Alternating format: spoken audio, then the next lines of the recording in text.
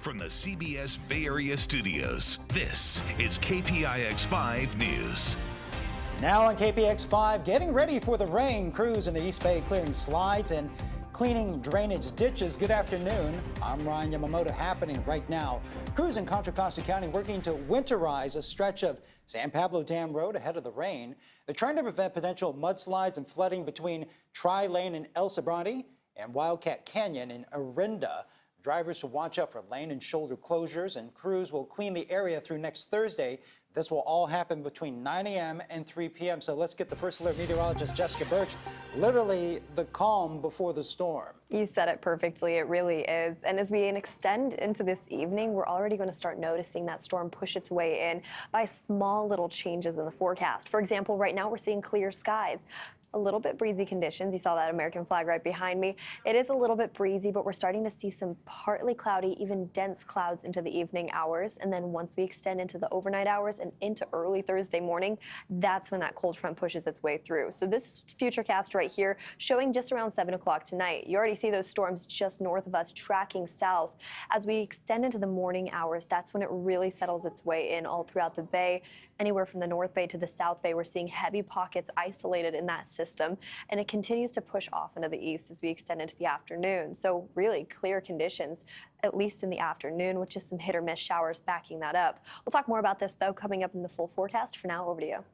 And we're following developing news out of Mill Valley, where a bomb squad is sweeping Tam High School right now. Police say someone called in a threat just after 9 this morning, prompting an evacuation of the school and a shelter in place for the surrounding neighborhood.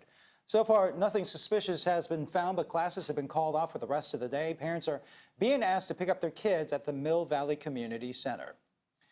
And Chopper 5 spotted some work going on in San Leandro, where 2,500 people are without power at this hour. That outage has knocked out a number of traffic signals in the downtown area, so be aware if you're traveling that way. PG&E is investigating the cause and says the power should be back on within the next few hours. Other top stories we're following at this hour. Federal prosecutors say they discovered, quote, substantial evidence against the man accused of breaking into House Speaker Nancy Pelosi's San Francisco home and attacking her husband, Paul, with a hammer. That came out at a status hearing earlier today. David DePape pleaded not guilty to both federal and state charges. He'll be back in court for a preliminary hearing on December 14th. House lawmakers are scrambling to stave off a nationwide rail strike. It just sent a bill to the Senate adopting a tentative agreement with rail unions that the Biden administration brokered back in September. 4 unions rejected the new union agreement that included a 24% raise over the next 5 years. If a strike does happen, it could cost the U.S. economy about $2 billion a day. San Francisco supervisors approving a policy to let police use remote-controlled robots capable of using deadly force. SFPD has used robots for the last 11 years. They're typically used to transport equipment or for video surveillance. Police can also now outfit these robots with explosive devices in extreme situations, but only the police chief, assistant chief, and deputy chief can authorize using the robots for deadly force. The reality is not that San Francisco is pioneering a robotic use of force that doesn't exist right now. This is a big deal. This is opening up a Pandora's box that could change our society in a significant way. A state law passed in May requires police departments to get approval by their governing bodies to use military-grade equipment. San Francisco is trying to make it easier for small businesses to get rid of graffiti. Mayor London Breed joined several city leaders this morning to launch the city's courtesy graffiti removal program. It will target properties and neighborhood commercial areas, saving small businesses both the cost and time of cleaning the graffiti themselves. We understand that there are a lot of small property owners who are struggling, and we understand that there are challenges with trying to meet the city's guidelines to get these properties painted appropriately. Businesses can opt into the free program managed by the Department of Public Works.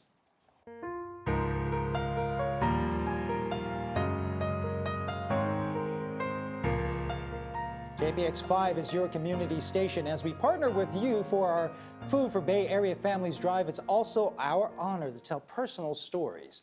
Ari Cowan heard back from one bank volunteer who is giving back after experiencing hunger herself. Sometimes the last person you would think was ever hungry Got a stack of 20. is right there in the room with you. And the last person. All right, who's your friend? You want to do this? You would ever think could make the story of food insecurity land in the heart.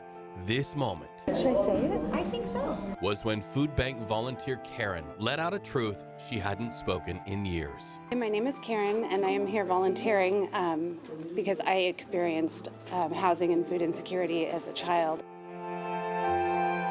Karen used to be this little girl whose single mom fell on hard times, and We wound up living in a tent at Lake Mead, and we relied on the generosity of those around us. All that separated us from any type of dangers in the world was a flimsy piece of canvas and a miniature dachshund. Karen has only a handful of photographs from those days. This one wearing a borrowed dress for a church photo. I dreaded this day because I knew all the girls were going to have these beautiful white dresses and veils and gloves and shoes, and we were living in a tent at this exact moment. I felt like an actual princess that day. Granted, we had come from washing my hair in a spigot with hand soap. It's knowing what hunger feels like Food means a lot to me. that makes Karen cooking dinner at home no small luxury. When Karen cooks, she remembers collecting spent soda cans with her brother. Once we had enough, we would redeem them at the marina for a cheeseburger, and my brother and I would share it. And she remembers watching the face of her mom as her children ate a shared $1 hamburger. My mom would often, every time, say that she had already eaten, she was full, she didn't need anything. So my dad would take us every other weekend for visitations, and my mom would tell us as we were leaving on Friday night, eat whatever you can, just eat. Do you still cry for that little girl? I do. I do. I feel sad for her and for her brother and for my mom. So what do you do when things hurt and when memories haunt? You live like Karen, who channels the pain of hunger when she was a child into helping others. I don't believe that children and families should go hungry, not at the holidays, not year-round, and I just want to help out. I would imagine for you, it's not just a bag. You're wondering whose hands it goes into. Yeah. I'm wondering what children are going to go to school with a cool box, lunchbox where they get the name brand juice box and the string cheese. In many parts of the Bay Area, children make up 25% of those who need help that is extended to thousands where we live. The stories of our little ones. You just don't know. You never know what people are going through and what their story is. Sometimes hiding in plain sight. You do know people. They just don't show it outwardly. Reed Cowan, KPIX 5. Well, it's easy to donate time or money. Our Food for Bay Area Families Drive. Just scan the QR code on the bottom of your screen to go right to that site. We also have more information at kpix.com/give.